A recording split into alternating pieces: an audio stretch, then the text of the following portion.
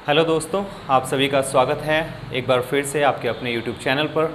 और मैं आपको बता दूं कि इस चैनल पर हम इंग्लिश के वीडियोस मेनली पोस्ट करते हैं और ये जो वीडियोस हैं आपके लिए बहुत हेल्पफुल हो सकते हैं अगर आप गवर्नमेंट एग्ज़ाम्स की प्रिपरेशंस कर रहे हैं, अगर आप कंपटीशन एग्ज़ाम्स की प्रिपरेशंस कर रहे हैं तो आप हमारे इस चैनल को आपके अपने चैनल को सब्सक्राइब ज़रूर कीजिएगा। ठीक है, आज का जो टॉपिक हम कर रहे हैं ये है sentence correction, right. Sentence correction और सेंटेंस इम्प्रूवमेंट। यानी आप देखिए एसबीआई क्लर्क एग्ज़ाम में या फिर आईबीपीएस क्लर्क एग्ज़ाम में या कुछ और एग्ज़ाम्स में भी आप देखेंगे इस तरह के क्वेश्चंस आते हैं जहाँ पे पर्टिकुलर कुछ सेंटेंसेस होते हैं और उनमें आपको इम्प्रूवमेंट करना होता है। एक पर्टिकुलर पार्ट को अंडरलाइन किया जाता है और 4 ऑप्शंस गिवन होते हैं, है ना।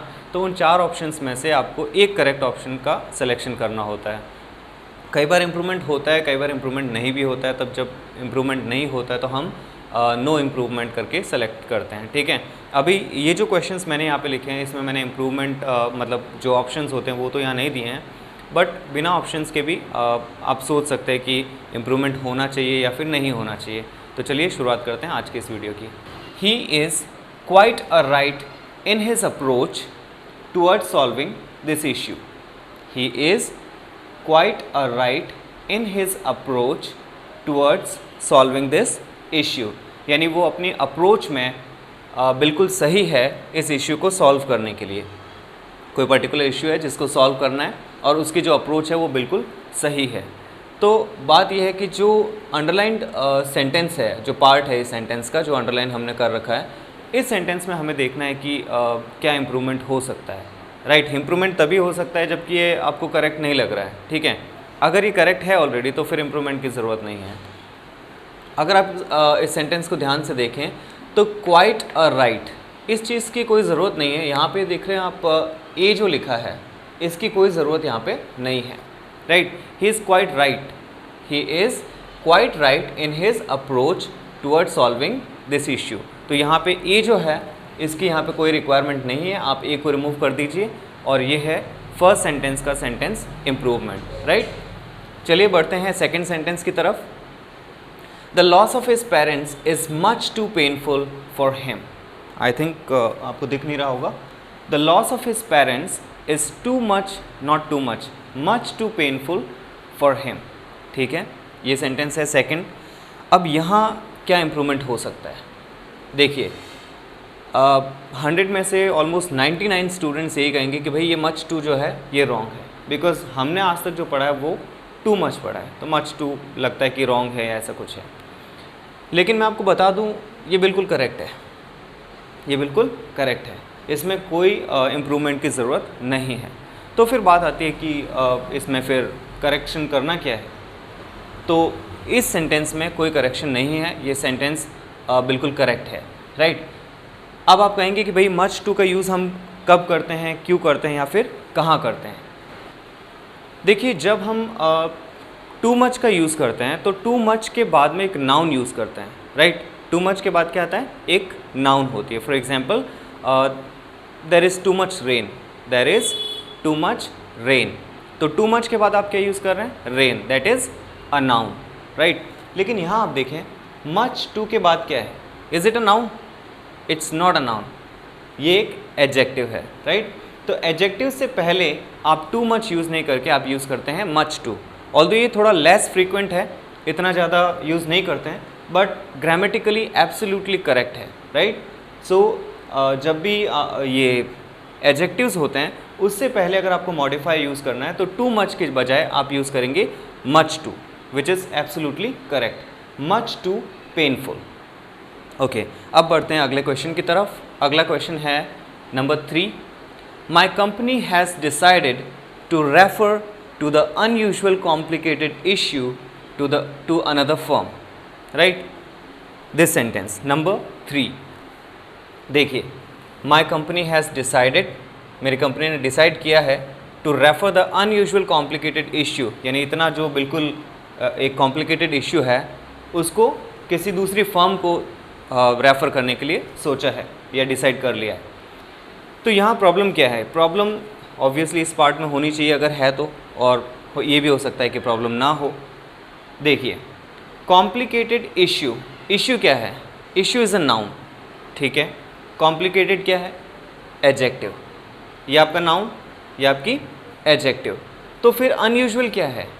क्या एक एडजेक्टिव को मॉडिफाई करने के लिए हम फिर से एक एडजेक्टिव का यूज़ करेंगे या फिर एक एडवर्ब का यूज़ करेंगे? ऑब्वियसली हम यूज़ करते हैं एक एडवर्ब, राइट, क्योंकि एडवर्ब की डेफिनेशन ये होती है कि एडवर्ब किसको मॉडिफाई करता है? या तो वर्ब को मॉडिफाई करता है या फिर एडजेक्टिव्स को मॉडिफाई करता है। तो यहाँ हम देख रहे हैं कि जो कॉम्प्लिकेटेड है वो खुद ही एक एडजेक्टिव है। क्यों है? बिकॉज वो मॉडिफाई कर रहा है इश्यू को।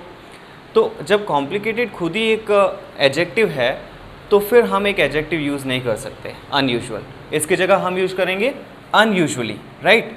तो यहाँ अनयूजुअली होना चाहिए, then it would be correct. Unusually, right. तो आपको एक यहाँ पर एडवर्ब यूज़ करना है, ना कि एडजेक्टिव। ओके, चलिए अब देखते हैं चौथा part, fourth part of this exercise. जो फोर्थ सेंटेंस है, ही could not attend the meeting owing for his poor health. Owing for his poor health. और यहीं इसी पार्ट में इम्प्रूवमेंट करना है। तो बताइए कि इम्प्रूवमेंट हो सकता है या फिर नहीं हो सकता है? ऑब्वियसली इम्प्रूवमेंट हो सकता है और होगा। कैसे? Owing for. ओइंग फॉर का कोई मीनिंग नहीं है। मीनिंग होता है किसका? ओइंग टू का। अच्छा, ओइंग टू का मीनिंग क्या होता है? ओइंग टू का मतलब होता है बिकॉज ऑफ, यानी किसी रीज़न से, किसी कारण से, राइट। तो हम यूज़ करते हैं owing to. Owing to this I could not attend the meeting. तो यहाँ क्या होना चाहिए? He could not attend the meeting owing to, not for. ये होना चाहिए to.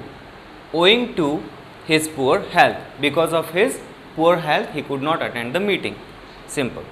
Number 5, he was considered all the options before taking the decision to quit the job.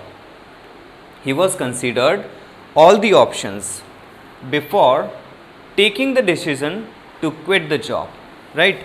तो यहाँ भी ऑब्वियसली सेंटेंस में भी प्रॉब्लम है, तो आपको देखना होगा कि क्या दिक्कत है। और इस पार्ट में he was considered, इस पार्ट में क्या दिक्कत है? देखिए, सबसे पहले आपको ये सोचना होगा कि सेंटेंस जो है वो प्रेजेंट टेंस में है कि पास्ट में है। तो यहाँ देखें आप, कंसीडर्ड ऑब्वियसली सेकंड फॉर्म है। He was considered all the options before taking the decision to quit the job, यानी जॉब क्विट करने से पहले उसने सारे ऑप्शंस को कंसीडर किया, राइट। तो सेंटेंस पास्ट टेंस से बिलोंग करता है। दूसरी बात कि सेंटेंस एक्टिव में है या फिर पैसिव में है। तो यहाँ आप देखें, ये सेंटेंस है एक्टिव में, ये एक एक्टिव सेंटेंस है। यहाँ पैसिव की कोई रिक्वायरमेंट नहीं है, या फिर ये सेंटेंस पैसिव में है ही नहीं। तो जब सेंटेंस आपका एक्टिव है तो फिर वॉज की यहाँ क्या रिक्वायरमेंट है? There is no use of was here. यहाँ पे वॉज की कोई ज़रूरत नहीं है। He considered all the options, उसने सारे ऑप्शंस कंसीडर किए।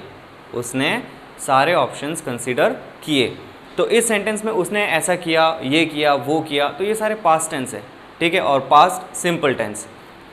और जैसा कि आप जानते हैं, पास्ट सिंपल टेंस में हम second form of verb use करते हैं सब्जेक्ट के साथ। तो second form of verb is considered.